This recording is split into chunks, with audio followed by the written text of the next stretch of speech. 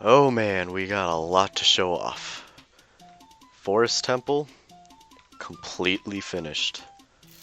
Let's head on up and enter the Forest Temple. It is completely finished. There's still a few bugs here and there, but for the most part, this whole thing is just done.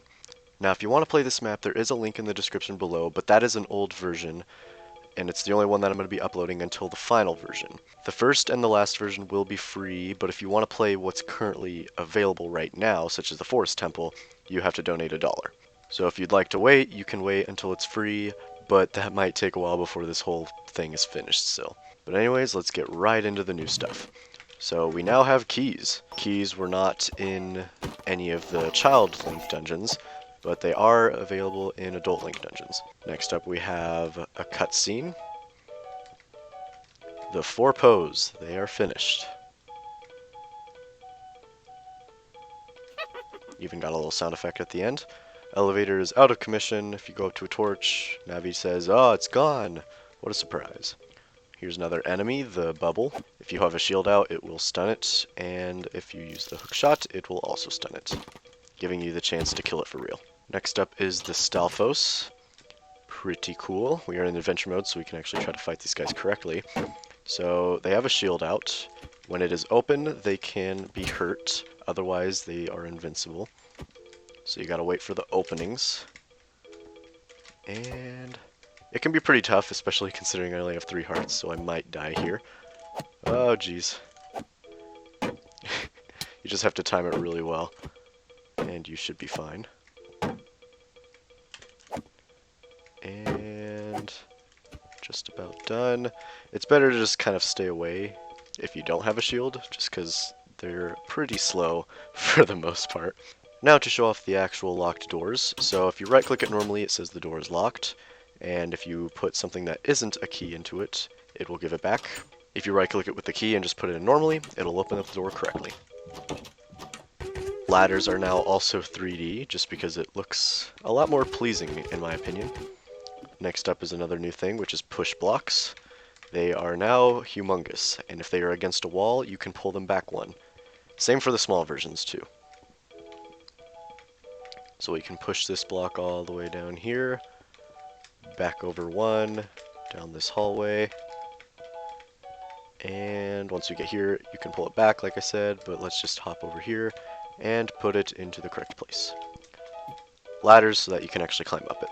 Next up is a really cool feature that I created. The Twisted Room. Actually works. Boom. You can go back and forth between the two, and it works perfectly. I will show off how the parts all work, but it is a lot, so be prepared. Next up is another enemy. If we wait without moving or jumping at all, you can see a shadow and some noises. And if we keep moving, boom, Floormaster. Also, there is a boss key chest over there. Now, if we let this thing catch us, we start back at the beginning. Not fun. Also, just before we leave, if you do try to open up the boss chest beforehand, it does not let you. Next up are the Poe paintings. So if you get near the one that it's actually in, it teleports to a different one. Can't do anything about this quite yet, we will in the next room. With more Stalfos enemies. This is where you get the fairy bow, which allows you to now kill the Poes. So we shoot the painting that it is in. If you shoot the wrong one, nothing happens. So we shoot all 3, and the Poe appears. It lunges at you just like a normal Poe, and if you kill it, it turns invisible. For these Poes in specific, if you throw a Deku Nut, it does reappear. Oof. Making this actually a pretty fast boss fight if you do it fast enough. There we go. The Poe over here is the exact same, just different textures. We can show off the 3D model real quick. Here it is down here. Here is the next Twisted Room. So this is how it actually all works out. Quite a few different parts. So basically, you have 2 of the main rooms. This is one of the rooms, and then here's the other. They're both rotated correctly as what they need to be. Then you have the actual hallways, so here's one of the ones. Here is the second one, where if you start at this side, And then here's the last one, where if you start on the other side. Because otherwise, if you're on this side of the room, it does not connect quite right.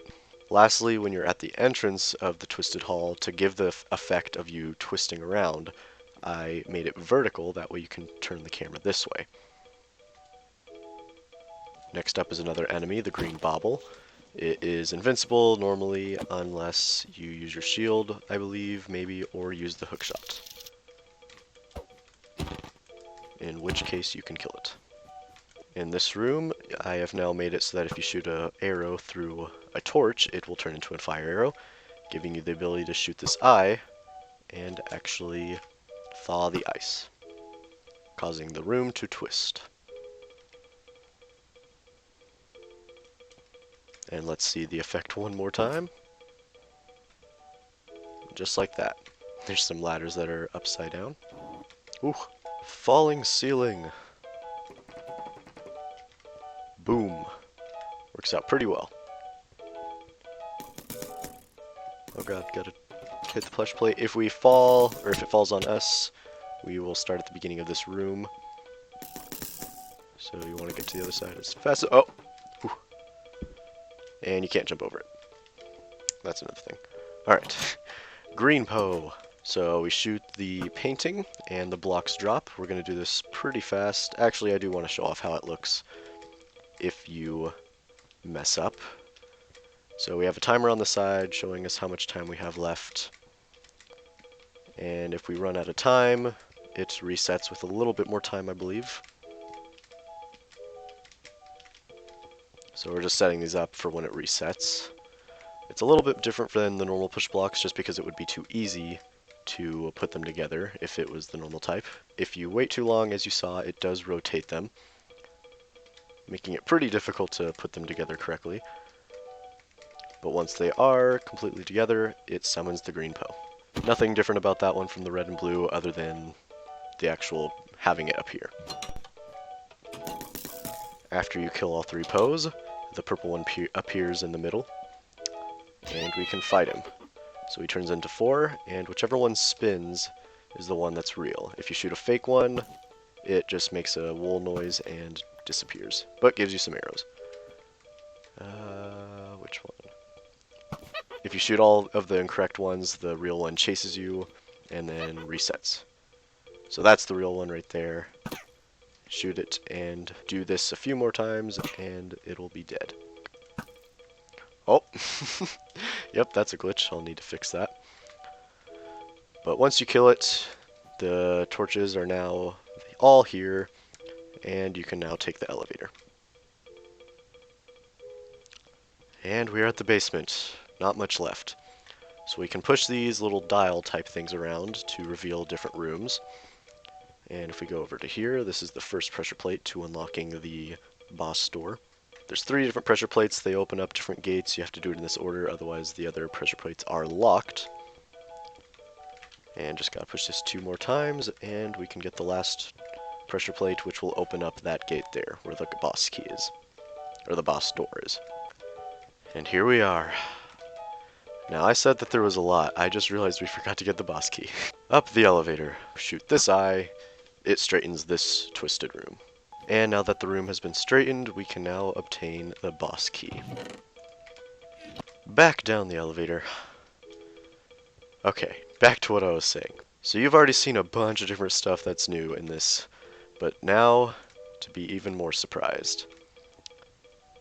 The boss works. The first boss ever created for me. Pretty crazy. So at first it doesn't seem like anything's happening. You try to leave, and it starts the boss. Phantom Ganon.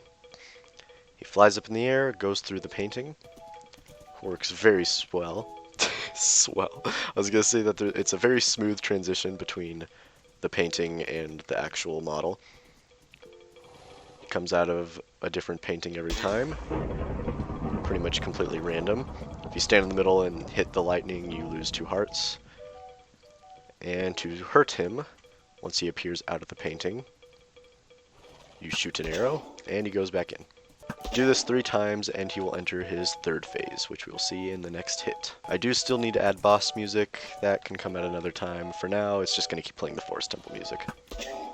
That's the 3rd hit. He starts floating around, and eventually he'll shoot a thing.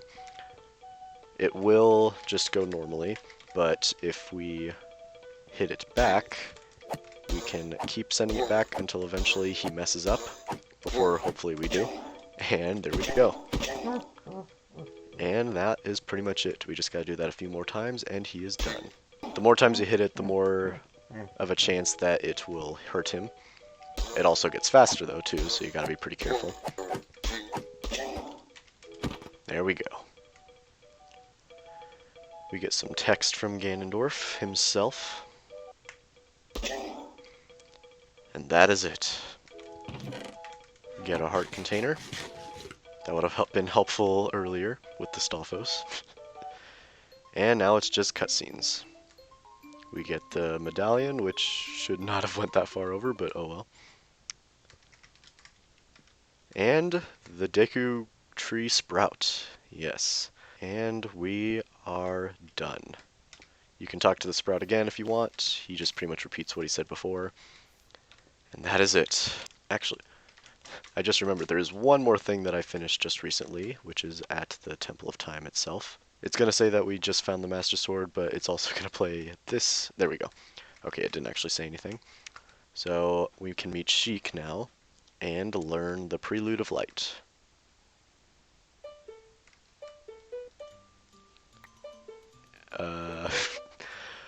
Castletown music, sure.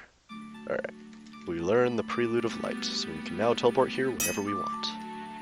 And even turn back into a child, or an adult in this situation. Very weird. But anyways, hope you enjoyed. Next up is the Fire Temple. See you guys when that's finished. Might be a while.